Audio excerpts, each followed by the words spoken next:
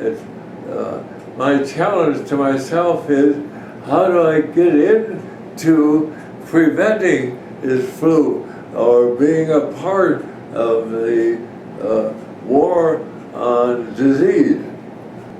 And Cecil Drinker heard me out, and he said, Steele, and referred to my performance as a student, you've done well, you got nice personality, good voice, you have all the things for creating new opportunities in public health.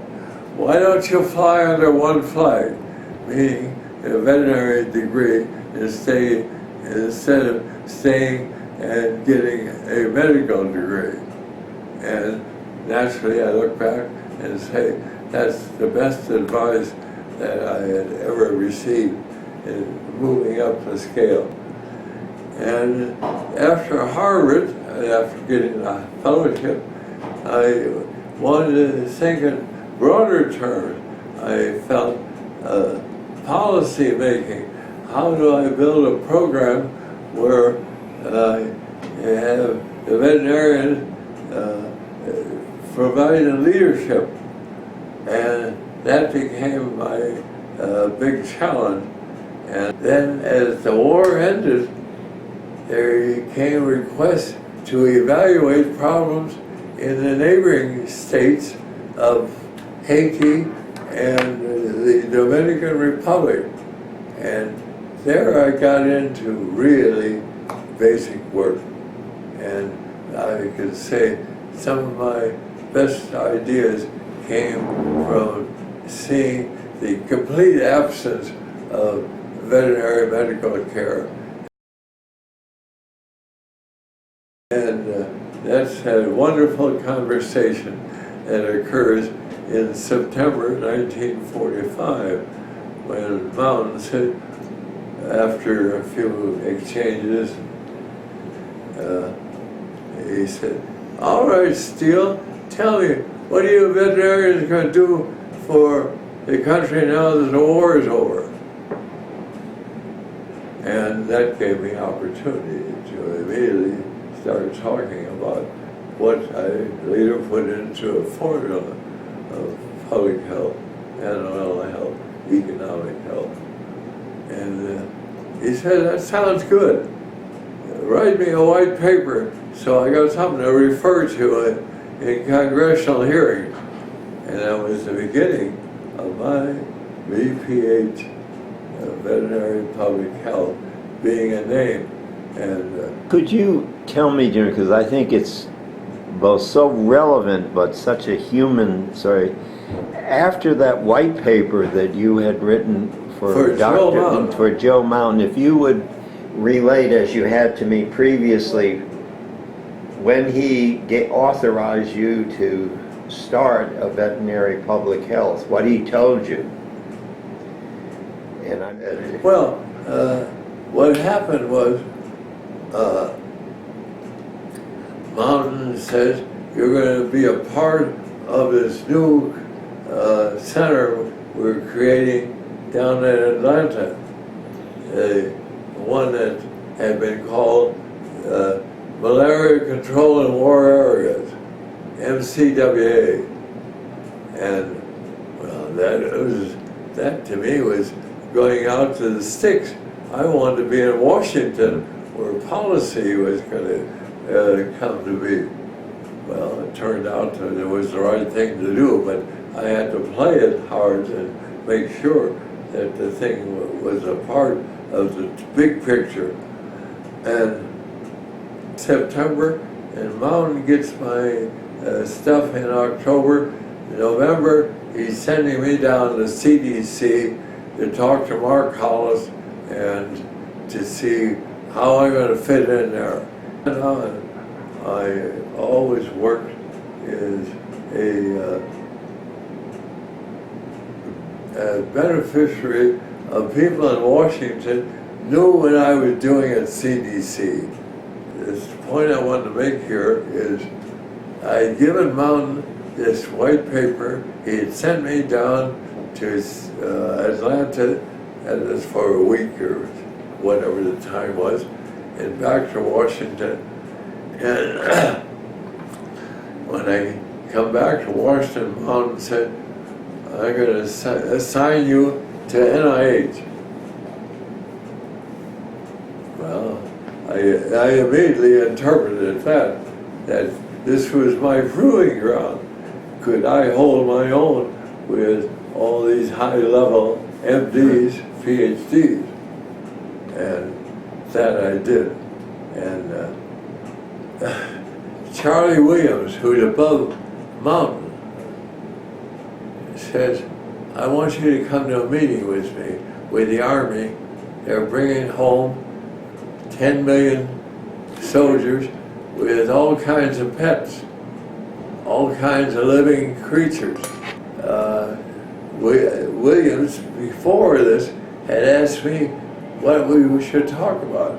And I said, well, we're dealing with all kinds of animals. The predominant one we should be concerned with is rabies. And then he says, I brought along our chief veterinary officer. Well, that's the first time I ever hear that term, CBA, CBO. And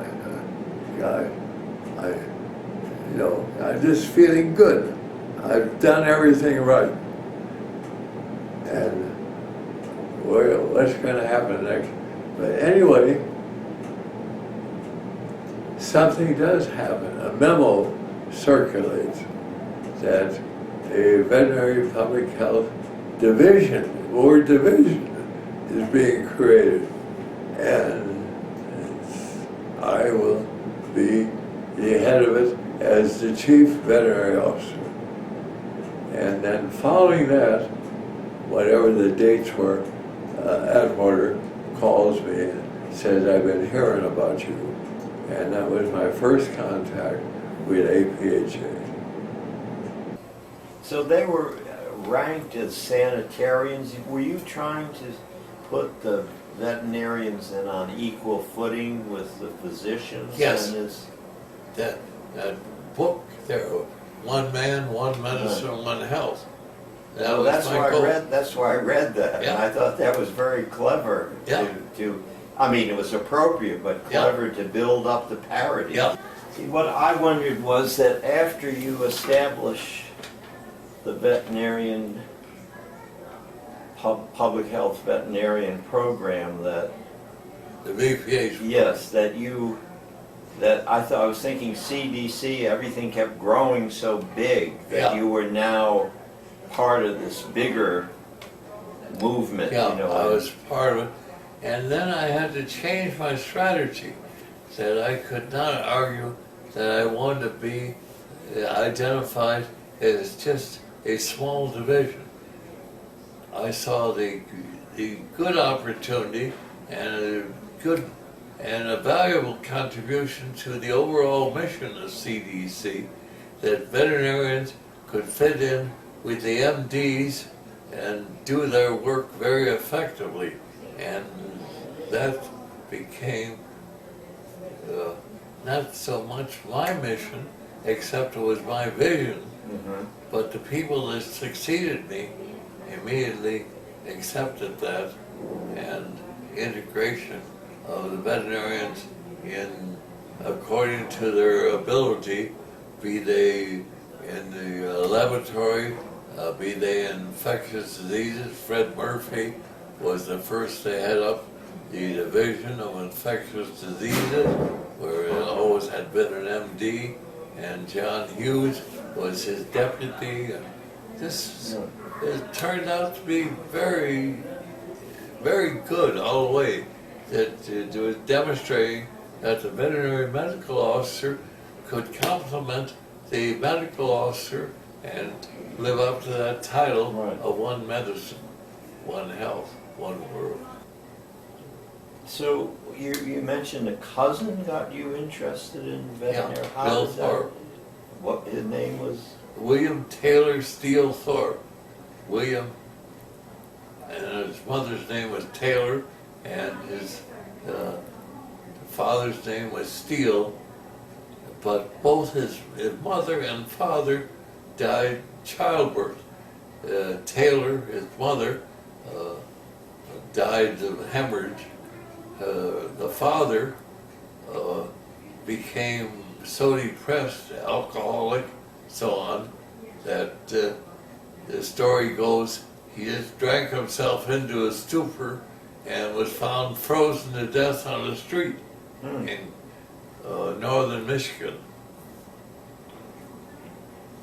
I wasn't there, so I can't verify, except to say that it was so. Then their baby that survived was adopted by Dr. Thorpe, who was a dentist, who was married to Aletha Steele, my father's sister. I ran into my cousin on the sidewalk outside his office building, Pathology, and we got to talking, and I said, I want to do something, service to the community, service to the government service. I said, something where I have a salary, I'm insured, that I am doing something for the public good. And he said, well, why don't you think of veterinary medicine?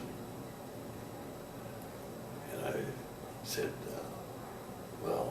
I hadn't really given it any thought. And he said, well, you could be a practitioner in any of those suburbs around Chicago, take care of some cattle, take care of some pets, do city work as a food inspector, rabies control, meat inspection, milk inspection. And the more he talked, the more I thought, well, then the most important thing at the end is saying, and there's no unemployment among veterinarians. Yeah. So, damn it all, I said yes. And I said, now, what do I have to do to get this thing going? Maybe all that came overnight, 2 nights or 3 nights later. And he said, you gotta go talk to the Gilder, to D. Gilder. And I had heard that he was quite crusty. Bite your head off if you didn't respond. And I went in to see him, told him who I was, that I was a product of the recession, that maybe I didn't say it, that depression, but what I had to say indicated immediately that I was thinking of FDR and the New Deal. I was praising it and saying that opportunity existed under the new administration. And he said something to the effect, well, why do you want to be a veterinarian? And I just kind of blurted out, and I said, I understand I can make a good living. And he looked startled. And he said, what would you do if you heard about home economics? And I said, I would be interested in finding out more about it. And my frankness and candidness hit him just right. And he quizzed me further, and everything I spoke of was, I am at the bottom, I want to start going up. I want to get education, so I'm of value to society, to mankind, to the government.